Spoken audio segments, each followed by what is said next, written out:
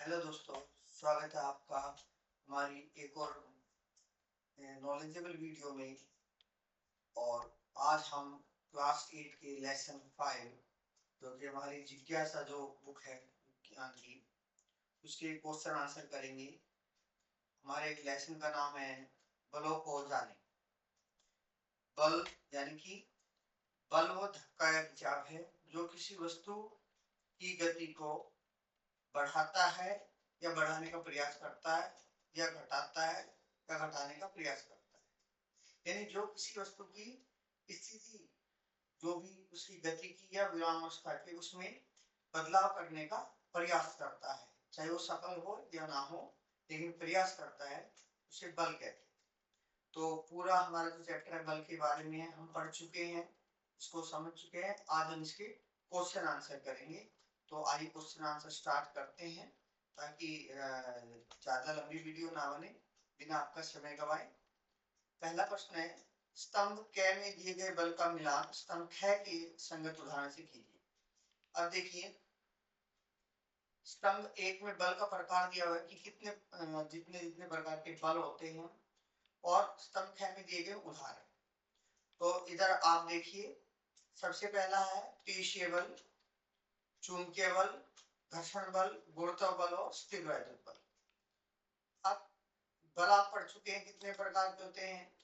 स्थिर वैद्युत बल क्या होता है और पेशीय बल क्या होता है। पेशीय मतलब जो मांसपेशियों से संबंधित हो। हमारे शरीर के अंदर मांसपेशियां हैं, उनके अंदर जो ताकत है, जो बल है, उसका जब हम प्रयोग करते हैं किसी कार्य को करने के लिए, उसे पेशीय बल कहते हैं। चुंबकीय बल, जो चुंबक बल लगाती है किसी वस्तु पर, वो चुंबकीय बल होता है। घर्षण बल यानी जब कोई वस्तु दूसरी वस्तु के साथ रगड़ खाती है, घर्षण करती है, तो वहां पर घर्षण बल लगता है। और गुरुत्व बल, जिस बल से पृथ्वी हर वस्तु को अपनी ओर खींचती है, वो गुरुत्व बल कहलाता है।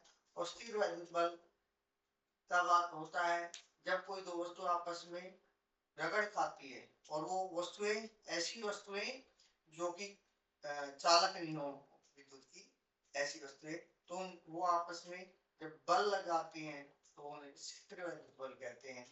अब पहला है पेशीय बल। अब देखिए पेशीय बल, अब सामने क्या क्या है आपके पास, बच्चे द्वारा अपना बस्ता उठाना, उत्तर दिशा की ओर इंगित करती दीक्षित सुई, क्रिकेट की गेंद का सीमा रेखा को स्पर्श करने से पहले रुकना, पेड़ से फल का गिरना, ऊनी कपड़े पर रगड़े हुए गुब्बारों द्वारा बलों को आकर्षित करना। अब हमें मालूम है कि पेशीय बल यानी शरीर का ताकत का जो बल, मांसपेशियों का जो बल लग रहा है, वो क्या है, बच्चे द्वारा अपना बस्ता उठाना। जब बच्चा अपना बस्ता उठाता है तो क्या होता है कि वो अपने शरीर का बल लगा रहा है, अपने कंधे का बल लगा रहा है, तो पेशीय बल का उदाहरण है। चुंबकीय बल, अब हमें मालूम है कि जो दिक्सूचक होता है, कि मैग्नेटिक कंपास होता है, उसकी जो सुई है वो एक पतली सी मैग्नेट होती है, और उत्तर दक्षिण दिशा की ओर इंगित करती है। तो एक उत्तर दिशा की ओर इंगित करती हुई एक दिक्सूचक की सुई है, वो उस पर क्या बल लगता है, चुंबकीय बल लगता है। पृथ्वी उसको उसके अपने उत्तर दिशा की ओर उसको खींचती है। घर्षण बल, क्रिकेट की गेंद का सीमा रेखा को स्पर्श करने से पहले रोकना।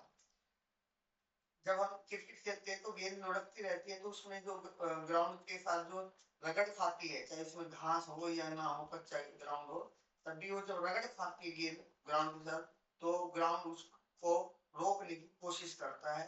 तो ये घर्षण के कारण होता है जब वो रगड़ खाती है। तो यहाँ पर ये घर्षण बल का उदाहरण है। और गुरुत्व बल यानी पेड़ से फल गिरना। कोई भी सामान है, ऊंचाई से पृथ्वी पर जब गिरती है तो उस पर गुरुत्व बल लगता है। स्थिर वैद्युत बल, ऊनी कपड़े पर रगड़े हुए गुब्बारे द्वारा बलों को आकर्षित करना। कोई ऊनी कपड़ा, हमारा स्वेटर, जर्सी, और जब उसके साथ किसी गुब्बारे में हवा भर के उसको रगड़ा जाता है तो उस पर आवेश आ जाता है। तो अगर यदि दो गुब्बारे लिए, हमने उनको दोनों को रगड़ा है ऊनी कपड़े पर, और उनको धागे से बांध के एक दूसरे के करीब लेकर आते हैं, तो गुब्बारे एक दूसरे से दूर जाएंगे, उनके पास नहीं आएंगे। उनको पास लाने की कोशिश भी करेंगे हम, तब भी वो दूर रहेंगे, आपस में एक दूसरे से टच नहीं होंगे। क्यों नहीं होंगे, क्योंकि दोनों पर समान आवेश होता है, ठीक है। और समान आवेश हमें मालूम है कि एक दूसरे को प्रतिकर्षित करते हैं, इसलिए वो गुब्बारे एक दूसरे से दूर जाएगी। ठीक है, नेक्स्ट क्वेश्चन पे चलते हैं। बताइए कि निम्नलिखित कथन सत्य है या असत्य है। ट्रू फॉल्स बताने आपने। किसी गतिशील वस्तु की चाल में परिवर्तन हेतु सदैव बल की आवश्यकता होती है। यानी कोई गतिशील वस्तु चल रही है और उसकी चाल में परिवर्तन लाना है, उसको तेज करना है या धीरे करना है।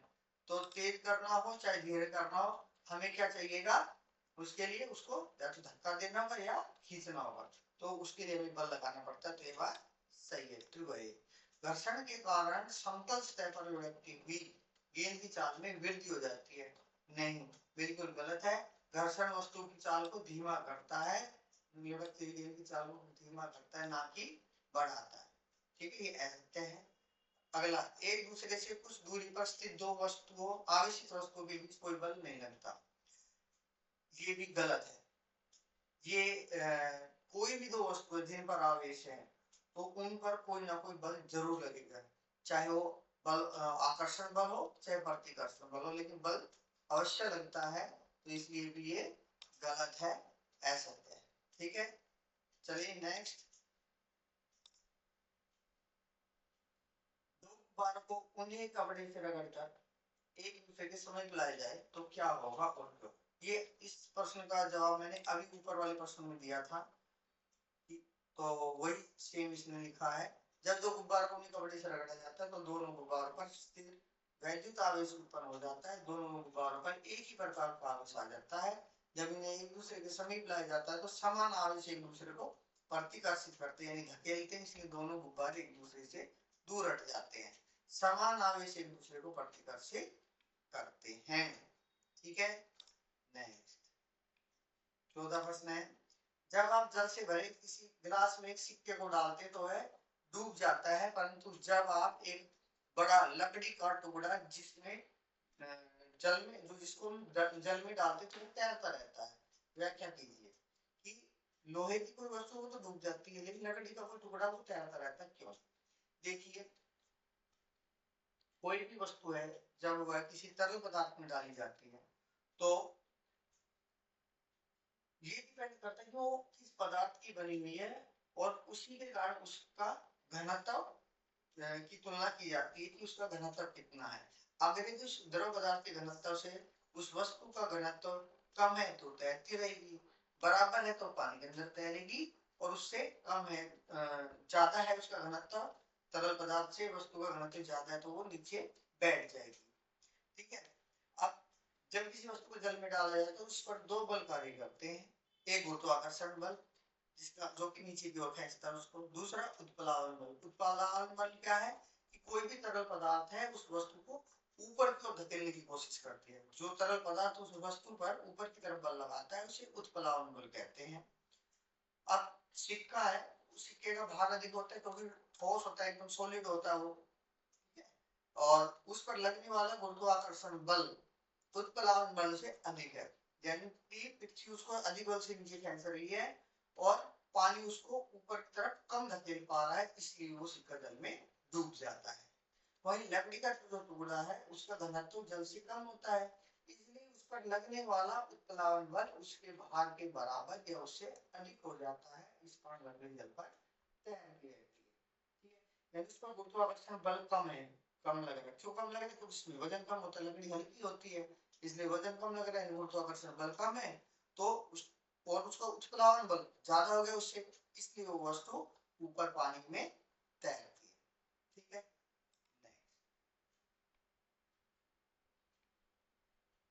कोशिश करेंगे हम ये वीडियो हमारी ज्यादा लंबी ना बने। प्रश्न 5, यदि एक गेंद को ऊपर की ओर फेंका जाता है तो वह धीमी होती जाती है, फिर एक क्षण के लिए विराम अवस्था में आती है और पुनः धरती पर गिर जाती है। गेंद पर लगने वाले बलों का नाम और उसकी दिशाएं बताइए। हम नीचे से ऊपर की ओर फेंकते गेंद को, पहले वो नीचे से ऊपर जाएगी, फिर धीरे धीरे उसकी स्पीड कम होती जाएगी, और फिर वो धीरे धीरे एक सेकंड के लिए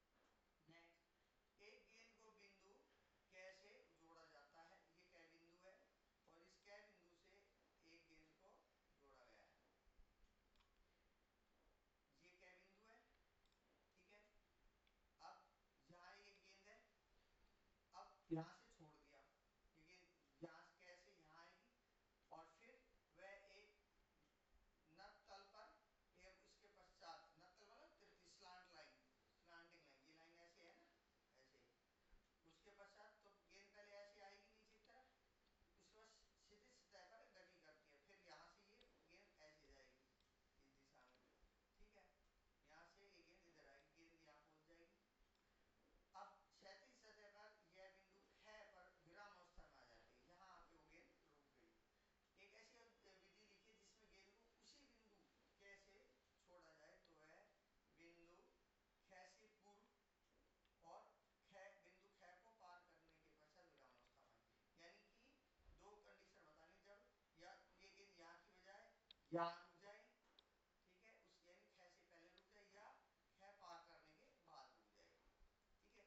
क्या कंडीशन हो सकती है, तो पहली स्थिति ये हो सकती है कि बिंदु ख से पूर्व विराम अवस्था में, यानी ख से पहले यहीं पर रोकने के लिए गेंद को हमें क्या होगा करना होगा, इसको इसकी स्पीड कम करनी होगी, और स्पीड कैसे कम होगी कि या तो हम इस तल को खुरदरा कर दें, रफ बना दें, ताकि घर्षण बल बढ़ जाए और जो गेंद है उसकी चाल कम हो जाए, और ताकि वो यहीं तक आकर के रुक जाए, ठीक है। तो उसके लिए क्या कर सकते हैं हम, इसमें या तो मिट्टी डाल सकते हैं या कोई कपड़ा बिछा दें, कोई मोटा कपड़ा बिछा दें, जिससे कि घर्षण बढ़ जाए और ये ख से पहले यहीं पर ही रुक जाए। दूसरी स्थिति क्या हो सकती है कि इसको हमें इस ख बिंदु से यहाँ आगे पहुंचाना है, यानी और तेजी से आए, और उसके लिए क्या करना होगा, इस सतह को जो स्लांट है, जो स्लोप है, इसको और चिकना करना होगा। इस पर चिकना करने के लिए हम क्या कर सकते हैं, इस पर या तो पॉलिश कर दें, पेंट कर दें या शीशा लगा दें, ताकि घर्षण कम से कम हो, और जब घर्षण कम से कम होगा तो गेंद और तेज रफ्तार से आएगी और इस ख को भी पार करके यहाँ पे पहुंच जाएगी, ठीक है। तो दो तरीके हमारे पास इनको इसको आगे बढ़ाने या पहले ही रोकने के लिए, ठीक है। अब आते हैं प्रश्न नंबर 7। ये प्रश्न नंबर 7 है, यदि हम सावधान न रहे तो चिकनी सतह जैसे फर्श या बर्फ या पॉलिश की हुई सतह पर क्यों फिसल जाते हैं। हमें मालूम है कि जो चिकनी सतह होती है, पॉलिश की हुई या बर्फ है, वहां घर्षण बल बहुत कम होते हैं क्योंकि चिकने होते हैं, और घर्षण बल हमारे पैरों और सतह के बीच पकड़ बनाता है। हम जब जमीन पर चलते हैं तो भी हमारे पैरों में जो घर्षण बल है वही हमें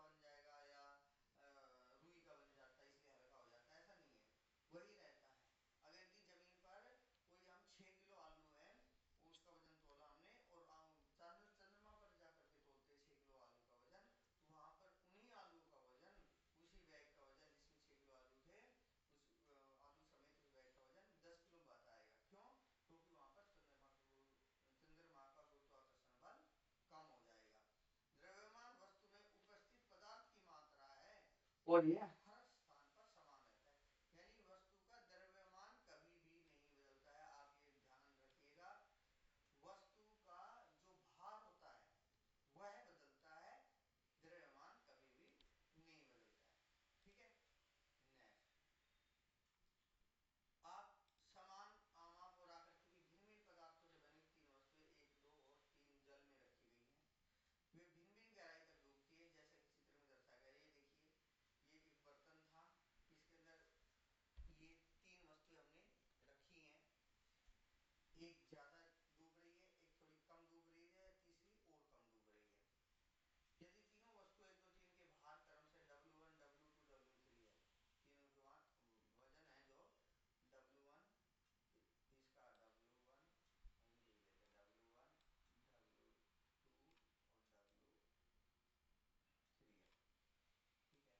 ठीक है, अब तो निम्न में कौन सा विकल्प सत्य है?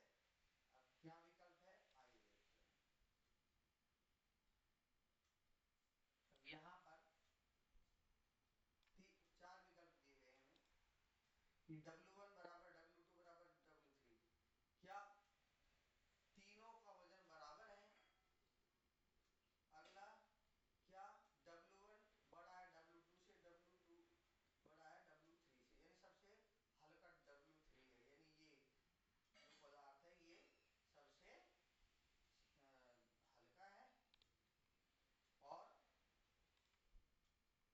क्या ये सबसे भारी है? अगला, W2 is greater than W3 is greater than W1, यानी कि ये क्या कह रहा है कि W1 सबसे हल्का है। W1 ये था, और W2 ये सबसे भारी है? नहीं। और क्या W3 बड़ा है W1 से, बड़ा है W2 से, यानी कि यहाँ पे W3 सबसे भारी है और W2 सबसे हल्का है। क्या ऐसा है? ऐसा नहीं है। क्या है कि जो W1 है सबसे भारी है, इससे सबसे ज्यादा वजन है, इसलिए सबसे ज्यादा नीचे डूब गया है।